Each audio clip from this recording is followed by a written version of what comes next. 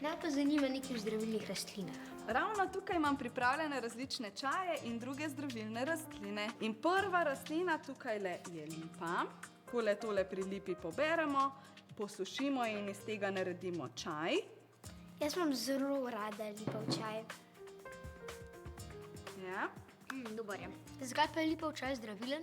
Lipov čaj se lahko uporablja recimo za kašelj, tako da ko sta prehlajena, pa da pijeta čaj iz lipe, bo potem to vama pomagalo pozdraviti kašelj, pa tudi za želodec je dober. Kaj je to, melisa ali meta?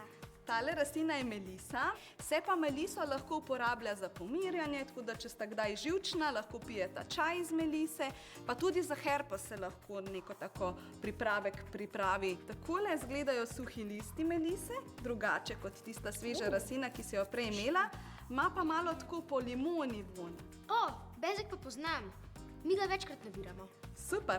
In uporablja se za zbijanje vročine, ker pospešuje znojenje, ne? Pa recimo tudi v času gripe ali pa viroz lahko tudi nam pomaga.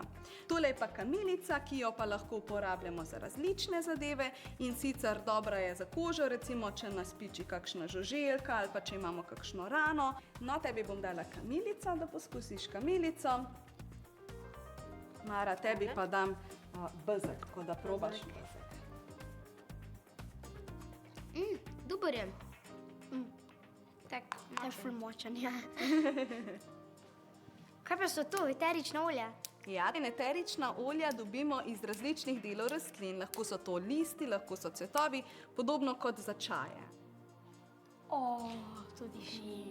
No, tako lepo diši bor. In bor se lahko uporablja recimo za astmo, pa tudi lahko se uporablja za revmo, se pravi za vnetje sklepov. Kaj pa so še druga eterična olja?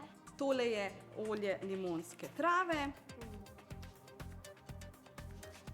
Lahko povohate, kako diši.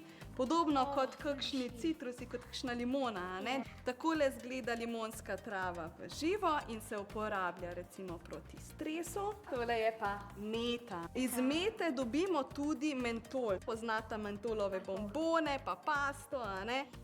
Tole vama je pa verjetno tudi zelo poznano, to je pa sivka. To imamo mi doma proti moljem. Ja, res je, lahko se uporablja za odganjanje moljev in komarjev in pa je spet ena taka rastlina, ki nam pomaga bolje zaspati, recimo, če imamo težave s spanjem.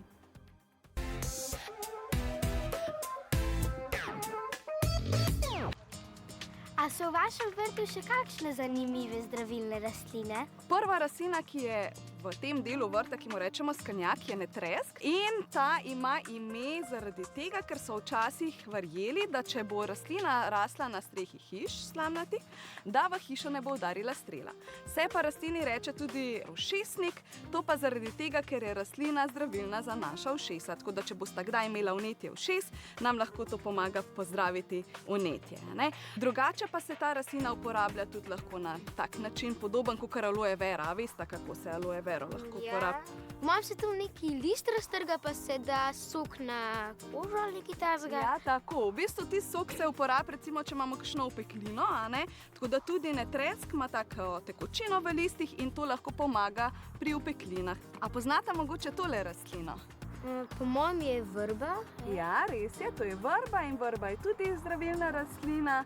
Vrba se pa lahko uporablja recimo proti bolečinsko, tako podobno kot aspirin, ker vsebuje eno tako snov, ki rečemo salicilna kislina. Drugače pa se uporablja pri vrbi lubje. Kaj pa ta rastlina, a ta je tudi zdravilna? Ja, tudi tale rastlina je zdravilna in uporabna rastlina. Tole je naš rumeni dren. Ime ima zaradi tega, ker cveti v rumenih barvah. Zdajle je že počasi malo odcvetela tale rastlina in počasi dobiva liste. Drugače pa se potem kasneje pojavijo plodovi rdeče barve, ki jim rečemo drnulje, in te so pa bogate z vitamini in so dobre za našo odpornost. Zdaj bomo šli pa pogledati še naslednjo rastlino, ki je ginko. No, ginko je pa zanimiv na različne načine. Eno je seveda, da je zdravilen, drugo je pa to, da se je v bistvu pojavi pod žensko rastlino, ker je to dvodomna rastlina, ene tak seme z mesnatim uvojem oranžne barve, ki zelo smrdi, tako da lahko povohata. Na kaj pa vaju spominja von?